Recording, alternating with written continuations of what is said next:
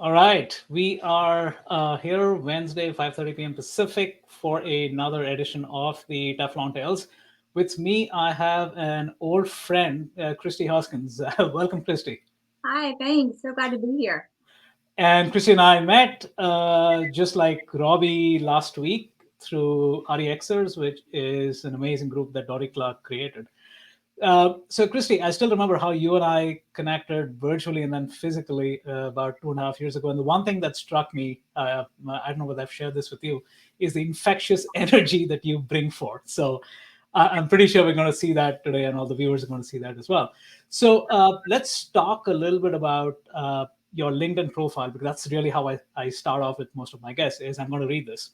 I'm passionate about helping good people and organizations succeed.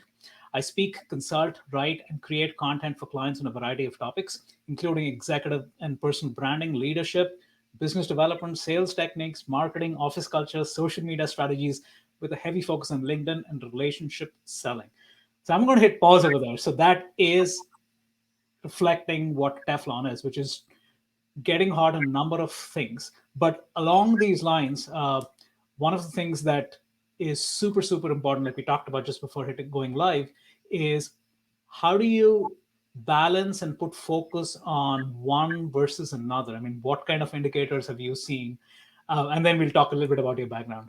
Yeah, balance is such an important piece of it, and it's really hard because you have to figure out which is the most important. So it's going to be different for everybody. So for me, balance is what are the things that I need to do to focus on, whether it's for me personally to grow the company or for my clients who I'm helping them with their professional development and personal branding. What are the things that are the most important right now? And that kind of helps me look at the list and then move away the things that aren't going to be the most critical for the quickest return or for helping us hit the goal that we're set out to hit for the short term. But you also have to keep in mind the long term. So that's where the trick of the balance comes in. So you may want to spend a lot of time on something that's new to understand it, but you still have to time block to figure out how to keep the other things going. Because if you lose sight of that long term strategy, the short term piece that you're working on, number one, maybe it doesn't work, maybe it goes away, maybe it's not enough. So you do have to keep your eye on both, which is really tricky for a lot of people. A lot of people just want to focus on the short term and they get in a lot of trouble there. So one of the things on when you talk about a Teflon life is you mentioned about short term, and sometimes like you're absolutely right, right? People focus on that, and let's assume I focus on the short term and I start getting really good at it, right? Then it could end up being that spiral that feeds me, right? Which is the long term is going to take more effort. The payoff is going to be longer. So why not put all my energy over here? But number two, which is something that I challenge my guests with, is talk a little bit about when you are doing these other things which aren't giving you ROI or dividends right now. It's something that you'll make incremental progress every single day, right? Here you are something where you're really kick-ass at, right? So how do you come to how do you reconcile both those things to kind of move forward and give yourself the space to do the long-term things? Yeah, so for me, it goes back to time blocking. So Mhm. I will spend, let's take for instance, Clubhouse, right? So I need to learn it. I need to learn it to help my clients to understand where they're going to be able to fit in and where they're going to be able to work with it. And I need to really jump in and spend a lot of time on it now for short term because it's still in beta and there's still a great opportunity if they can be first to do certain things on there. But at the same time, if I stop doing the other things that are going on, when we get through to where everyone's on Clubhouse, that's not going to be as impactful. It's like when people first adopted Facebook, the early adopters did really well. It's like with LinkedIn, the early adopters did really well. And in fact, still, if people are not leveraging LinkedIn, it's still considered a prime opportunity to Yeah. really, get on the platform and set out your thought leadership. So I time block. So I will spend a set amount of time daily on certain tasks that are short term, and I'll spend a set amount daily on things that are long term. That way, I'm moving with both consistently because it's really easy to get, especially if you love one of them. It's really easy to just do that and go, I'll do the other later. And then you wake up one day and later's already happened, and you don't have anything prepared that you needed for that moment. So one of the things, and again, this has hit people in every shape or form, right? Which is COVID, and especially when it comes to somebody who's dealing with a business or an opportunity that they were chasing, which disappears. Yeah. So, talk about how 2020 helped you kind of reinvent yourself. Again, going back to the Teflon analogy of cooling something off, but getting hot on something else and doing it fast. And I think the last piece is super important. Yeah, so that's interesting. A lot of people did have to pivot. I was one of them. A lot of the revenue that I was bringing in prior to COVID was as a national speaker. And I had events that were already scheduled and contracts in place that had to be canceled. So all of a sudden you're looking at this situation of, what now and for how long? Because at first it was we're just going to be out for maybe a few months. Then it was we're just going to be out for a few more months. And then pretty soon you realize this is a much longer issue of not being able to have that same revenue and those same opportunities. So, one of the first things that I did, because I also had to pivot for, my son who was going to all of a sudden be homeschooling, right? So I quickly tried to get organized. I started doing some research on, what to do for the personal side of it. And then I also started looking at different ways to leverage some of the consulting that I had been doing. Maybe not as much as the speaking, but I had been doing some of it. I quickly started ramping up those opportunities and seeing what else I could add to the different packages that I was doing for clients. And also keeping myself up to date on what can I learn that's going to set me apart. So like some of the clients couldn't afford it anymore. So some of the clients, they were having a pay situation where they were taking a pay cut or they were losing clients. So they needed to pause on some of the work we were doing. And of course you want to be understanding about that, so I actually offered some of the typical work that I would do for free for a while because one, I understood the situation they were in. I was fortunate enough at the time to be able to do that and still be okay. And so I think a lot of times you have to look at the situation, maybe not so much as a business decision, but as a personal decision of like, what can I do? And realize that if you can help the people that have been with you as a client through their hard times, then they'll be there for you when they can come back to the situations that they were in where they were able to afford it. So, and that's paid off for me. The other thing is I looked at ways to, bring on new skills, new skill sets. What else could I do? And it was great because we're still in COVID, and luckily Clubhouse, popped up, and it has given me an opportunity to really help a lot of not just my clients, but also leaders that I want to amplify their voices. This. I like to amplify the voices of the good leaders, the people who are doing the right things. They are great role models in whatever industry that they're in, and so we typically sometimes though they're really bad at promoting themselves. They're great at what they do. They're phenomenal, but they may not be great at promoting themselves. Where someone who may be great at promoting themselves may not be the role model that we want in leadership, right? So a lot of times I will work behind the scenes to amplify their voices so that we can have them with a bigger audience, so that we can have more people look at them as role models and emulate what they do. Clubhouse has given me an opportunity by learning that to help amplify the voices of those people that we all would benefit from having in a position where they are a role model for others. So talking about Clubhouse, I probably have been either the fastest or definitely one of the fastest who ever got waved into Clubhouse.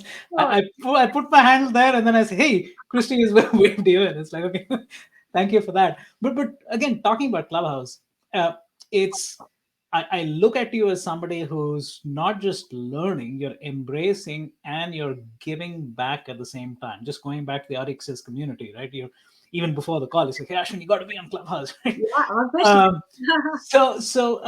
And it's a rare quality, right? To be able to learn and give back, learn and give back. Sometimes people wait, hey, let me become perfect, let me learn this thing, right? Versus as you're journeying along, you're actually bringing people with you. Yeah. Is that something that you learned along the way where you were different? I mean, how what gives you the courage, what gives you the self-confidence to be able to do that? So, first of all, it can be nerve-wracking for anyone, right? So there's always this imposter syndrome, this what if I fail? What if I don't, get this done right? What if I look bad? And I quickly realized, number one, the people that are going to judge you are going to judge you anyway. So you can nail it, right? But those kind of people are never going to be your fans because they're not wired to appreciate other people, for lack of a better term. They're just not. And I did learn that along the way. And I learned that the people that do support other people will cheer you on even if you mess up. So really, you're the only one that's going to be holding you back on trying something new. And quite frankly, if you don't embrace things immediately, if you're not the first to try things or the first of few, then you're missing out on so many opportunities that can really compound into some really great success. So, I get nervous sometimes and I wonder, is this going to work? But, using the example of Clubhouse, I looked at it like, listen, if I can bring people along with me and learn this along the way and it helps them and I can not care about myself, during this. And I think that's kind of a mindset tactic that everyone can use. So if you want to try something, I think what they say is, you can sometimes learn by teaching. So if you want to get better at something or learn something, find someone in your office or someone in your industry that you can mentor along the way while you're doing it. Because number one, it'll help you get better at it because you're going to want to be better for them.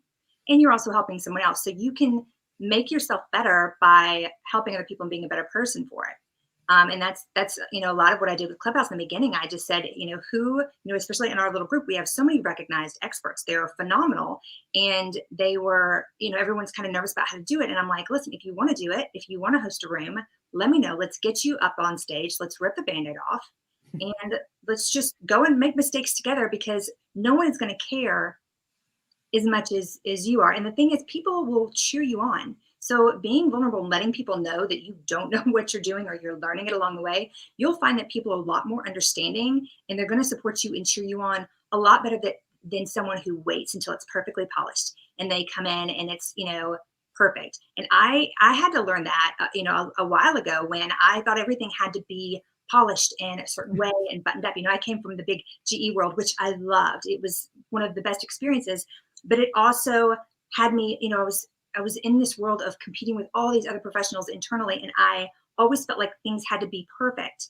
And then when I got out of that world, I realized that, if you're too perfect, sometimes people don't like that. Sometimes they don't like you. So, even though behind the scenes, maybe you're not perfect, you're just trying to do it for them. So I think that, being able to make mistakes, one, also helps other people know you and understand you and helps them to like you for who you really are versus the persona that we've been taught for years that we should be putting out there. I love that we're getting rid of that because it's not the way it is. And, the other piece of it too is if you wait until it's perfect, you're going to be waiting forever. So nothing's going to happen. You have to execute. Even if it's not perfect, you have to start taking action immediately. So again, going back to something again, which goes back to the Teflon analogy, which is you have to cool things off. But even when you're doing, let's say, 5 things, and let's say they're going ridiculously well, maybe you have to tune down to 4. Maybe you have to tune down to 3. Or even if you keep up the 5, maybe you have to make sure that you're getting your 7 hours of sleep. So as somebody who's kind of turning on so many different fires all at the same time, how do you give yourself that space, that respect to actually give yourself that quantum of solace, picking on James Bond? Yeah, so I look at 2 things. One, how does it affect me personally? So how does it affect me mentally? How does it affect me in my family time? How does it affect that side of my life? That's one thing that I always look at, and I wasn't always great at that. Years ago, I love work. Work is a hobby and something that I do as a career. So I had to be intentional about setting boundaries to take care of myself and really, focus on what I need to do for others in my personal life. And then the other thing that you look at is opportunity cost. What do when you're looking at all the things, like which one of these is going to hurt me the most if I lose it? Which one of these things is the most important? I think a lot of people, especially with social media, they may juggle the different platforms and think that they're doing the right thing. But if you were not intentional, so when I get on social media, it's timed. I'm very intentional about when I'm on, when I'm off. I don't get lost in things. If I am engaging in comments, I'm usually searching specifically when I go online to support certain people who I really truly believe in so that I can help amplify their voice. So, I think that there are different ways you can tune things down and pivot, but I think just taking a good hard look at personally how it impacts you, and then professionally, what's going to be the best for you long term, and then maybe don't turn that one down so much. And then one more thing too is you don't have to turn things down forever. I spent some time this summer really wanting to focus on my child's mental health because all the kids his age, they weren't seeing each other. They weren't doing all the things that they were used to doing. And my first concern was, how is this going to impact him? And what can I do as his mother to make sure that he comes out of this as mentally healthy and physically healthy as possible? And you'll look at my social media and there was some dead time. And for me, that's very, that's strange. That's not typical. But there is a very long time that I stopped because I thought, okay, am I spending time on here that he needs? And the answer was yes. And that's not always the case. A lot of times they're self-sufficient. They're doing their soccer practice, or he's working on, computer science stuff. But this wasn't the case right then. So I think that we really have to, there's not a perfect solution or system for that. But I think that looking at where you are right then and then juggling the two, personal and professional, to understand your options and opportunity cost, is really what you have to do. Yeah, and I agree with you. There were some dead times in your social profile, because I do this research before even somebody like you who I know well, and I did see, I could actually scroll down to 11 months ago your LinkedIn post, um, and so one of the things, as I was doing this research, I kind of knew this, but I do the research to uncover things that I may have missed, right? But the one thing that got reinforced over and over again, whether it's LinkedIn, whether it's Facebook, and now on Clubhouse, is you are a constant giver, right? And that's a trend that I knew existed, but then just got, like I said, reinforced. So talk a little bit of something we're chatting just before going live, which is, it seems counterintuitive, and you see a lot of quote unquote successful people talk about this, right? But the ability to give back without anticipating anything in return. You mentioned briefly about this early on, when you some of your clients, you weren't charging them, but how does somebody who's like, we've been built to, hey, you got to be perfect, you got to have success, you got to kind of bring in more returns, revenue, and so forth. How does that how has that changed? And even I know people who kind of see it, and yet there's this holdback saying, hey, what if, right, the revenue never comes back? What if my client never starts paying me because now I'm charging nothing? So how do you kind of, what advice do you have to kind of get over that hurdle? So, I think a lot of times you have to have the conversations, and that, that's not always comfortable, but you have to have conversations and let people understand, build relationships with them. And this is, with anything, if you're not building relationships with your clients or your prospects or the people that you're helping, maybe mentor, or that you're mentee, if you're not having these conversations, these things are going to be a lot harder. But what I've been able to do is really try to have conversations with the people that I'm working with and understand each other, the situations that we're in. And I'm choosy about who I work with. And I think you know this, we've talked about this. Yeah. I'm very intentional about working with people who I really stand behind the type of people that they are. I'm big on them being ethical and responsible and kind. And so I am in a really lucky situation where I know that, and it's happened when the tides turn for them, they not only start ramping up their work with me, but they start referring clients. And I think that when you do the right thing like that, I think that's going to happen. If you have good clients and you're trying to do the right thing, I do believe that there is this power that comes around where, you do good, good happens, right? And so for me, it's been that way. People are happy to refer, and I'm not even asking them for the referrals. I don't advertise my services. It's all been referral based ever since I started the company in 2018. So I think that if you set yourself up that way by being that type of person and that type of professional, it cuts out a lot of the hard conversations. It cuts out a lot of the awkwardness. It cuts out a lot of the lost opportunities. And it also cuts out your need to do advertising. Yeah. No, it's so interesting you mentioned that, because for the life of me, I can never forget that Scott Augenbaum is somebody you connected me to, right? It was like 2.5 years ago. Yeah. But every time I connect with Scott or see his thing, I can only think of you. So, and again, it's not because you remind me of that. It's not that Scott even talks about that. He's been on my podcast too. But it's one of those things that becomes part of you, right? Because you realize that, hey, you connected me to him because he's, hey, cybersecurity and a speaker and author, and here I am talking about the same thing, so we should connect. So one last question, right, which is clearly lots of people have been affected, like we talked about, COVID in many different ways.